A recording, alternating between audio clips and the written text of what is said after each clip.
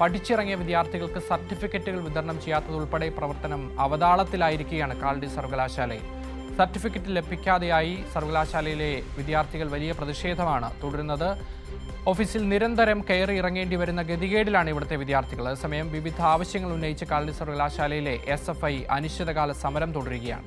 Umesh, good morning. ഇതാ ഞങ്ങൾ report കണ്ടു, വിശദമായിട്ട് തന്നെ. എന്താണ് അവിടെ സംഭവിക്കുന്നത്? ഈ സിസ തോമസിന് മറ്റ് ജോലിയൊന്നുമില്ലേ? അവർ ഈ SFIയുടെ സമരത്തെ പഴിക്കാനും അതുമായി ബന്ധപ്പെട്ടുള്ള വിവാദങ്ങൾ സൃഷ്ടിക്കാനും മാത്രമേ ഇവർക്ക് സമയമുള്ളൂ. വിദ്യാർത്ഥികളുടെ വിഷയങ്ങളിൽ ഇടപെടുന്നില്ലേ? എന്താണ് അവിടെ സംഭവിക്കുന്നത്?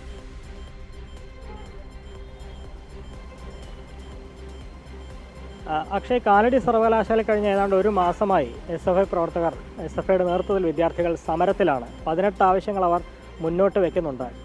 ഈ കോഴ്സ് പൂർത്തിയാക്കിയവർക്ക് സർട്ടിഫിക്കറ്റ് വിതരണം ചെയ്യുക, VCയുടെ ഇടപെടൽ കാര്യക്ഷമമാക്കുക, അടിസ്ഥാന ആവശ്യങ്ങൾ ഒരുക്കുക തുടങ്ങി 18 ആവശ്യങ്ങൾ ഉന്നയിച്ചാണ് ഈ സമരം നടക്കുന്നത്.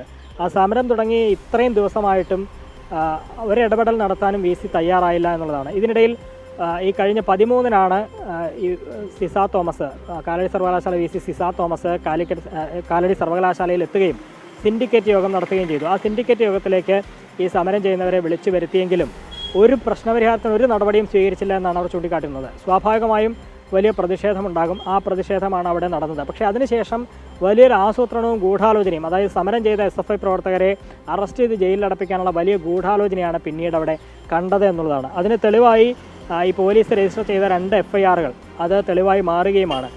ഇതിൽ ആദ്യ FIRൽ പറഞ്ഞത് ഈ പോലീസിൻ്റെ കൃത്യനിർവഹണം തടഞ്ഞു എന്നൊക്കെ ഉള്ളതായിരുന്നു. പക്ഷേ പിന്നീട് ഈ സിസ തോമസ്, വൈസ് ചാൻസലറായ സിസ തോമസ് തന്നെ പോലീസിന് മറ്റൊരു പരാതി നൽകി പോലീസിനെ കൊണ്ട് കൂടുതൽ നടപടിയെടുപ്പിക്കുകയാണ്. രണ്ടാമതൊരു FIR കൂടി രജിസ്റ്റർ ചെയ്യിപ്പിക്കുകയാണ്. ആ FIRൽ പറയുന്നത് സിസ തോമസിനെ ആക്രമിച്ചു എന്നുള്ളതാണ്.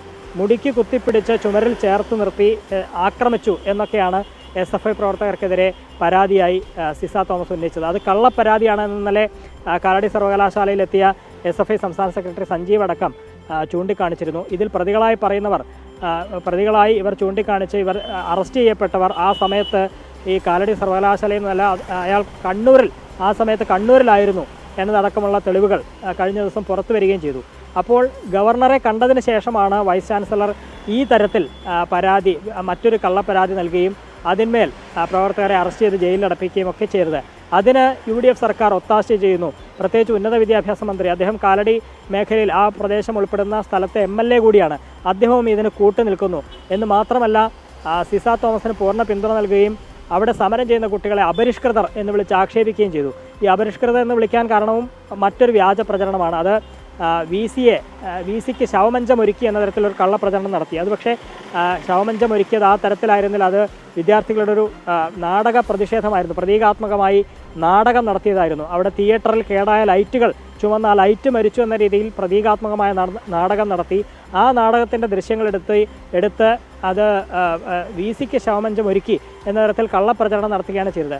അപ്പോൾ ഈ തരത്തിൽ ആസൂത്രിതമായ ഗൂഢാലോചന, സമരം തകർക്കാനുള്ള നീക്കങ്ങളാണ് ഇവിടെ നടക്കുന്നത് എന്നുള്ളതാണ് SFI പ്രവർത്തകർ ചൂണ്ടിക്കാണുന്നത്. പക്ഷേ SFI അറിയിച്ചിരിക്കുന്നത് ഒരു കാരണവശാലും പിന്നോട്ട് പോകില്ല. ഈ പ്രശ്നപരിഹാരമാകുന്നതുവരെ സമരം ശക്തമായി തന്നെ തുടരും. ഇന്ന് ഐഷി ഘോഷ് അടക്കമുള്ള SFI നേതാക്കൾ ഈ കാലടി സർവകലാശാലയിലെത്തി സമരപ്രവർത്തകരെ കാണുകയും ചെയ്യുന്നുണ്ട്. ആ നിലയിൽ സമരം ശക്തമാക്കാൻ തന്നെയാണ് SFIയുടെയും തീരുമാനം.